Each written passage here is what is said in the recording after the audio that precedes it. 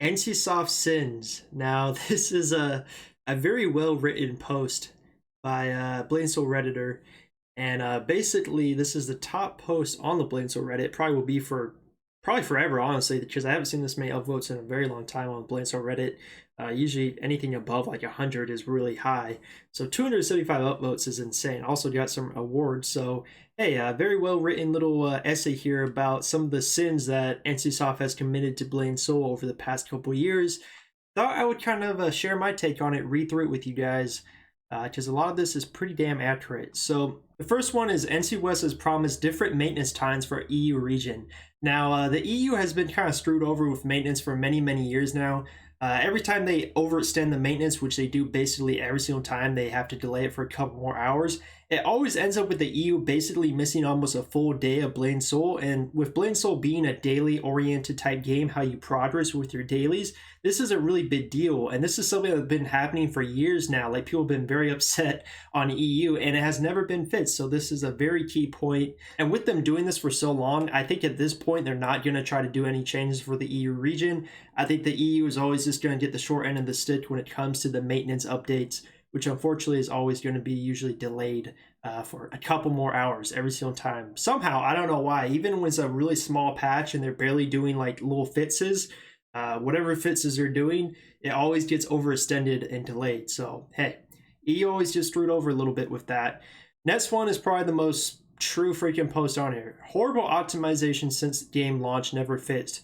This is a really key theme because I feel like the optimization has been always bad. Even in the low 45 days, the content, even though it didn't feel as bad, probably because the whole rating scene wasn't out yet and you didn't have the big giant rating groups where you'll see it go worse with the optimization. For example, in like the Interning Temple raid, Vortex Temple raid, any type of the endgame raids, you see how bad the optimization is. But even during the 45 days when we didn't have any big raids, you can still see FPS drops in the trailers. You just see it in the gameplay, Misty Woods.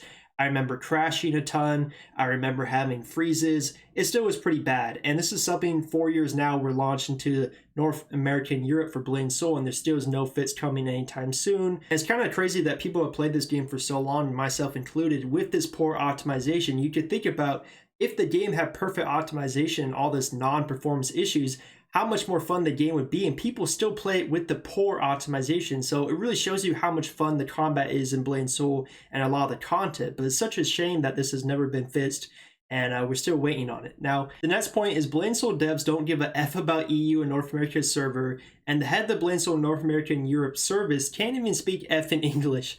Now, if you guys saw the Q&A video on YouTube they put up a couple weeks ago, which was totally trash, the head of the service for North America and Europe actually was talking, and he couldn't even speak English. He had to use a translator. He was speaking in, I guess, Korean. And it's really telling to me that I feel like the head of the service for our regions doesn't know what the West wants. If you have someone who doesn't even speak our language, how do you expect them to know what the community wants? Because he's obviously not paying attention. I really feel like he's just going off what Korea wants and implementing it into our regions, which is clearly not going to work for different communities because we're a different player base. We don't want the same things that Korea wants or what China wants. We have a totally different type of system. And obviously that is not working out. So this is something that's been a big problem for years now. And really watching that Q&A and seeing him, I was like, this is why we have so many problems, because there's so much miscommunication and they don't know what the player base wants for the West. This is not going to work out for Blade Soul, and we've seen the downfall of the game. Next one is events are repeatable. Do weeklies for tokens, exchange tokens for oils, aka vials. I'll go a step further and say that events have been getting worse. If you guys remember the Warden event, when that class came out, the Warden class came out in September of 2018, that was the last time I believe that they gave Awakened Ascending Souls. Through the event, you could get event tokens, farm out the event tokens, and trade them in for a free Awakened Ascending Soul. Ever since then, if my memory is correct, all they have been giving is like sacred oil, sacred vials, and so the rewards have been getting worse. We're almost 2 years later, and they're not even giving better tier souls. They're barely giving you a couple of sacred vials for doing an entire event. It boggles my mind that they're giving less rewards when they've added so many freaking soul tiers, so many new equipment items since then. Like at this point, they should give it new players like True Ascending Soul at the very least from doing the event, like getting the event tokens and trading it in.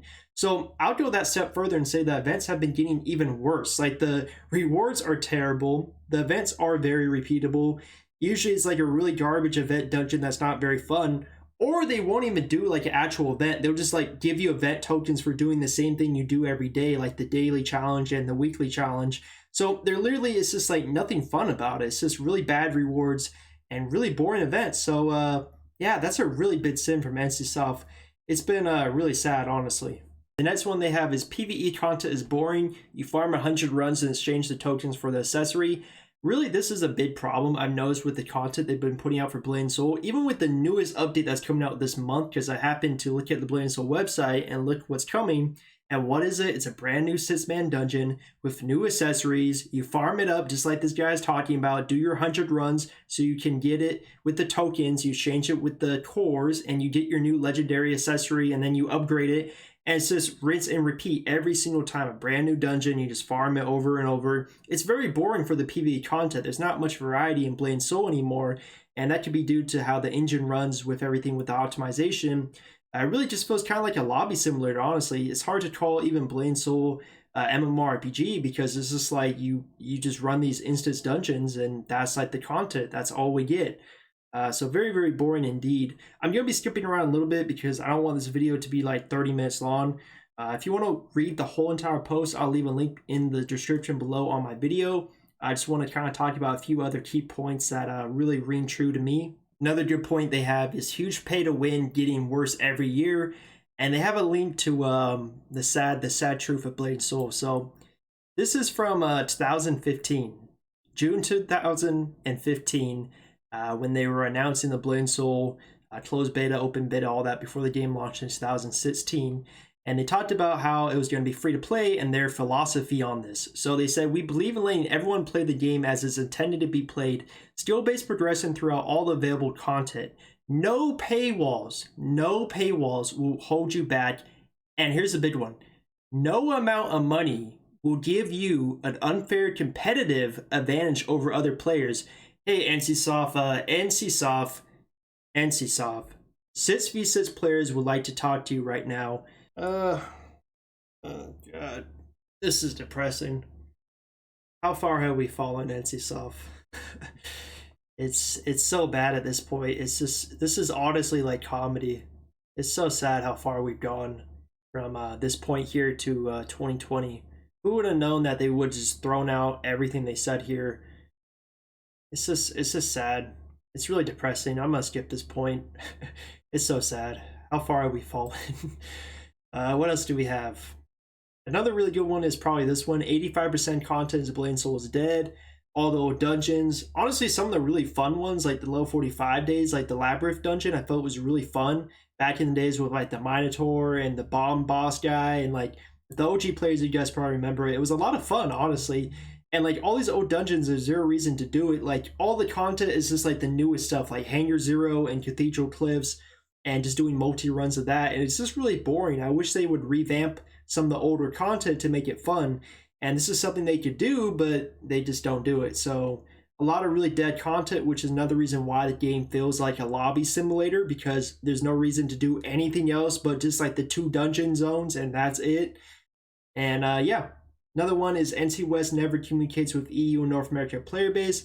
This one is total freaking truth. It's at the point where literally we have to get our information from the Russian devs. People translate from Russian server and give us the information because literally NC West completely gives no communication. At least with when Jonathan was a producer for NC West, he would at least respond to stuff on Twitter and give us information when people would tweet at him.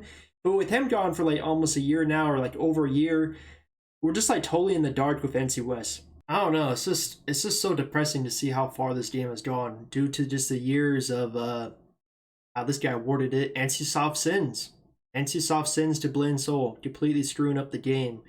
And I just love how raw this post is. Like he's just like so angry in his post because it's true. This is how players feel. We're angry and upset about how NCSoft has ran this game into the ground with milking it to the ground and just doing stupid updates. Unity Stones shouldn't exist. Total truth. Psyches, these aren't even a freaking good idea at all. Pet gems, why do we have pet gems in the game? Like, you could go on forever. Evolve Stones. Why is there no good place to farm it? They promised this years ago. I remember they said it would happen. Literally nothing good. You can only get them from freaking MSP, and it's not even good earning on the weekend. And they're like 40, 50 gold a piece on the marketplace right now. Gem powder. How do you get gem powder? Well, they sell it to you in the cash shop for NC coin because they didn't add any reliable way to farm it. Like, man, there's so many good points on here, and it's just sad. You know, all these points honestly are kind of negative, and it's just really not the person posting this being negative. It's just how many negative freaking things NCSoft has done to Blade and Soul. But here we have the Black Desert Online 4th anniversary advertisement. And honestly, their 4th anniversary, they gave so much good loot, so much free stuff, really showed you how a 4th anniversary should be, unlike Blade and Soul, where their 4th anniversary event was just having whales completely one-shot new players. So night and day there, but you know, maybe checking out Black Desert. Anyways, appreciate you guys a lot. See you guys in the next one real soon. This one was a doozy. Really sad.